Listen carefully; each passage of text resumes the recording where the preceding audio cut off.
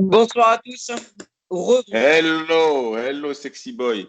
Euh, la réalité, c'est que on vient de finir le débrief pour OM Olympiakos. Et donc là, ce n'est pas un débrief, c'est un hors-série, comme je disais.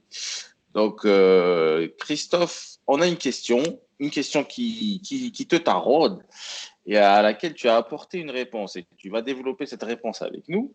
Vas-y, franchement, dis-nous, quand est-ce que l'OM, donc, a été éliminé en réalité de la Ligue des Champions? Je ne parle pas mathématiquement, ça s'est joué quand en réalité. Voilà. Surtout, j'aimerais juste que ce ne soit pas juste théorique, j'aimerais que tu pointes les responsabilités individuelles aussi. Dis-moi quand et qui. Alors, toi, tu as souligné un manque d'expérience, comme beaucoup de journalistes pointent un manque d'expérience des joueurs. Moi, au contraire, c'est un manque d'expérience du club et du staff. Du club et du staff. Je vais étayer mes dires. Allez. Pour moi, quand tu joues la Ligue des Champions, comme nous, en plus, cette année, on était qualifiés pratiquement en janvier, hein, puisque allez, tu avais 10 points d'avance. Bon, pourquoi, je pose la question, si jamais Pose la question. Héros m'écoute. Pourquoi tu as fait déjà ton recrutement? Pourquoi tu lances pas des pistes? Je te dis pas de signer des contrats, hein, mais déjà tu regardes ce qui se fait sur le marché, qui va être libre. Parce qu'ils sont libres en janvier, en février-mars, ils ont déjà signé avec un autre contrat. Liadji, on avait un petit jeune. En janvier, il savait déjà où il allait. Parce que les clubs, ils travaillent comme ça. Tous les clubs. Du petit, la machin, il n'y a que nous. Il n'y a que nous où au mois de janvier, on savait qu'on allait licencier notre directeur technique, notre directeur sportif, mais on ne savait même pas qui on allait prendre. C'est-à-dire, on recrute un sportif en plein milieu de la campagne de recrutement, là où tous les joueurs sont partis. C'était assez étrange d'ailleurs d'avoir cette information. Si on avance que ça qu'on avait licencié. En revanche, comme tu dis, ouais, je me souviens, on parlait de Zoubi qui devait se barrer. Mais par contre, pour son remplacement, ça a été un micmac. Alors que moi, je dis, à la limite, même si tu as ça en tête de le virer, tu l'annonces pas, quoi. Tu attends au moins d'être sûr de récupérer quelqu'un et après, tu fais ce que tu as à faire. Mais c'est vrai que c'était assez étrange. On avait Louis Arrêta, rien ne t'empêchait. Bon, Zoubi, voilà. Peut-être qu'on finira pas, peut-être qu'on repartira pas pour une année. Prépare-moi des dossiers, fais-moi un truc cet hiver. Je veux savoir, tu as forcément des joueurs à qui il restait 6 mois de contrat, 1 an de contrat. Ces joueurs, ils étaient atteignables pour l'OM. Mais comme l'OM, ils ont attendu au mois de septembre pour lancer ces dossiers-là avec un nouveau directeur sportif, que ce soit pour les achats ou pour les ventes, c'est pareil. Il faut attaquer dès décembre, enfin dès janvier, pour l'été.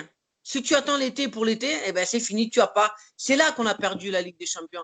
Pas qu'on a perdu, qu'on a manqué d'expérience pour pouvoir préparer la Ligue des Champions et la saison. Parce que cette saison, bien placé, mais l'effectif, il n'est pas au niveau même de la Ligue 1. On n'a pas d'attaquant. Derrière, c'est un peu léger. Au milieu, ça commence à prendre de la densité. Mais Cuisance, on l'a eu dans les dernières heures du mercato. Et un coup de bol parce qu'il devait signer à Leeds.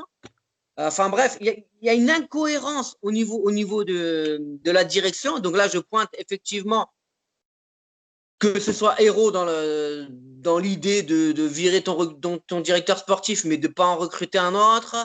D'amener un directeur sportif au mois d'août, le mec, il arrive, il n'a même pas commencé à préparer des dossiers, il les prépare que quand il arrive à Marseille.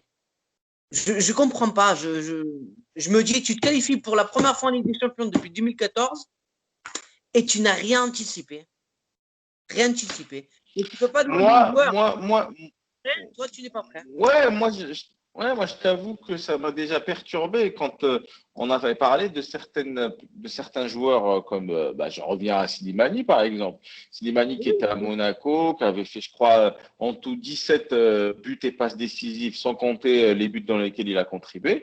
Et des joueurs comme ça, avec un tel talent, on avait vu, il avait pesé sur les résultats de Monaco. Il avait porté beaucoup Monaco sur ce. Et il repart à Leicester alors que lui, il a envie de jouer. Leicester n'est pas dans, enfin, il n'est pas dans leur plan. Moi, tu te dis, il y a quand même quelque chose à faire. Récupérer ce joueur, c'était faisable. Et tu as l'impression que l'idée n'a même pas traversé l'esprit de l'administration, quoi. C'était même pas alors que pour moi, c'était une évidence. Il était en Côte d'Azur et il avait quelques kilomètres à faire. Il revenait à Marseille et c'est bon, il continuait. Et en plus, là, on serait en beaucoup moins galère en ligne d'attaque avec les transmissions de balles qui n'arrivent pas, les buts qu'on n'arrive pas à claquer. Il y a énormément de ces trucs qu'on aurait corrigés avec juste un seul joueur. Et je ne parle pas des autres joueurs qui partaient, qui ont circulé de club en autre club. À un moment donné, je ne sais pas, cette administration, peut-être qu'elle justement, elle découle d'une culture d'entreprise classique. Or, la culture d'entreprise ne convient pas forcément à un club de foot professionnel parce que il y a certes le côté entreprise classique, mais le côté sportif, tu peux pas le réduire au point où tu gères ça, oui, c'est propre, on fait des beaux stades, on fait des beaux jeux de lumière, on fait du marketing à donf, on vend des maillots, c'est très bien. Mais à un moment donné, les résultats, c'est eux qui portent le club, quoi. Tu feras ce que tu voudras. La vente des maillots va chuter si tu gagnes pas des titres. Enfin, le prestige du club va baisser. Tu seras moins coté sur le marché. Ouais, c'est vrai que cette administration, elle a fait preuve d'une certaine incompétence quand même. Et je pense que l'année dernière, les résultats qu'on a obtenus, c'était bien, mais en même temps, c'était un mal parce que ça a permis de mettre la poussière sous le tapis. À mon avis, on a masqué quelques carences par ces résultats et puis le Covid qui arrive, donc on termine deuxième plutôt facilement, alors que je pense que si sans le Covid, je le répète, on n'aurait pas fini forcément deuxième, je pense. Et je pense que en fait, ça a été l'arbre qui cachait la forêt, tu vois. Ces résultats nous ont fait un peu de mal à ce niveau-là. Parce que là, pire avec, je sais, l'ego et l'orgueil de ces gens-là voilà, qui sont haut placés, si ils se remettront pas en question s'ils se prennent pas des claques. Ça, c'est impossible.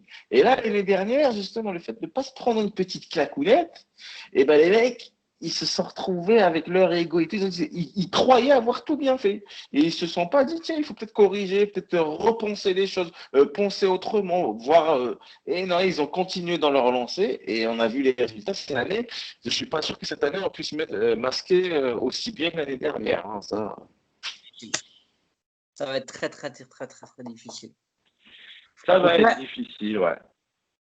Après, c'est tout le mode que je souhaite à notre club, hein, c'est qu'on finisse très, très bien et qu'on se serve des erreurs. Qu'on se serve des erreurs qu'on a faites. Enfin, je dis mais que la direction a faites cette année, que Longoria qui est installé. Attention, l'année dernière, on va dire, on n'a pas de directeur sportif.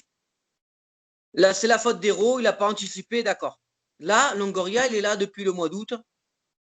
Si le recrutement n'est pas bien réussi, le recrutement estival de cet été, on ne va pas compter cet hiver parce qu'il n'y a rien l'hiver, à part des prêts, bon bref. S'il n'est pas réussi cet été, ce sera 100% de sa faute. Hein. Mais là, par exemple, se faire prêter un Slimani pour la deuxième partie de saison, c'est pas si mal. Il est prêt à venir, je pense, parce qu'il joue pas à l'Esther. Donc, tu vois, des trucs comme ça, c'est bien. Mais effectivement, donc l'année dernière, donc on a marqué les choses par des résultats assez étonnants. Cette année, va-t-on pouvoir le faire? Mais moi, je n'ai pas envie que ça se répète parce que je veux que cette administration revoie la copie aussi. À un moment donné, ils se remettent en question. C'est tout. Maintenant, effectivement, en tant que supporter pur, si je finis deuxième ou premier, vu qu'on est mathématiquement, c'est encore faisable, évidemment que je vais sauter au plafond. Oui. Ah oui, c'est toi qui m'as dit qu'on avait, voilà, on avait quelques points de retard sur Paris, c'est pas grand-chose, et en plus des matchs en retard. Donc effectivement, on est content. Mais en tant que supporter pur, moi je préfère voir un peu aussi à long terme. À long terme, c'est-à-dire juste avoir des résultats immédiats et ensuite ne rien construire et chaque année repartir de zéro, stressé comme ça. Mais tu vois, c'est fatigant quand même. Franchement, je te dis la vérité, être supporter marseillais, c'est beaucoup d'énergie, quoi. Ça te fait perdre beaucoup d'énergie. Franchement, on aimerait que ça coule un peu plus. Faut vraiment souhaiter qu'on prenne des enseignants, enfin qu'on prenne. Je dis on parce que voilà, c'est comme tu dis, c'est notre club et on est à fond.